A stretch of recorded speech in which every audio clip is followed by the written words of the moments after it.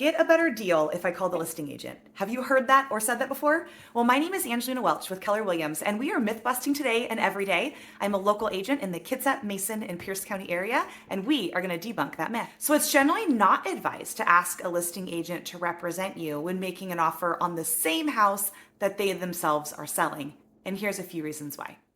First of all, the listing agent has a fiduciary duty to the seller. The listing agent represents the seller, works for the seller, and is looking out for the best interests of the seller. So the question is, who's representing you? Who's acting in your best interest?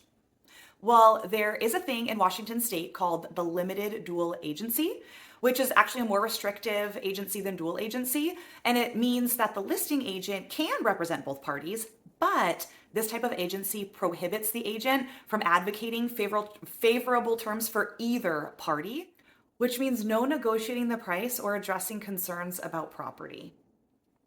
Overall, hiring your own buyer's agent can ensure that you have someone focused solely on your interests, helping you navigate the complexities of the purchasing process and negotiating effectively for handling any and all situations that do arise. So, will going with the listing agent save you money? If the listing agent sells the house to an unrepresented buyer, they are under no obligation to change the amount of commissions that they've already negotiated with the seller. That's between them and the seller. Now, if a listing agent sells the house to an unrepresented buyer, they have twice the amount of work to do, and it's the listing agent's call as to whether they want to be compensated for double the amount of work. So in conclusion, a buyer's agent is going to be your guys' best choice. If you don't have a buyer's agent, you don't have representation. And sometimes things can get really complicated in the real estate transaction. Maybe the home inspection reveals further issues that require negotiations, while the listing agent works for the best interest of the seller, not for you. Legally, they have to negotiate on the seller's behalf. So you could very well end up in a greater loss than whatever amount you think that you're saving without a buyer's agent.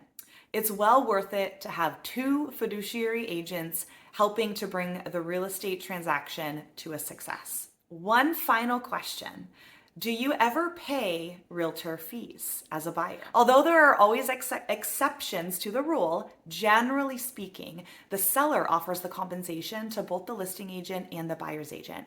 And as per Washington state laws, commissions are always negotiable. Well, I hope that helped debunk the myth of I'll get a better deal if I call the listing agent. To get set up on a hyper local home search, click my link below. Are you a buyer in this situation and want proper representation? Well, let's set up a no strings attached discovery call. Click my link below and I'll be able to find out if I might be able to help you keep your best interests intact. Until then, this is Angelyna with Keller Williams West Sound.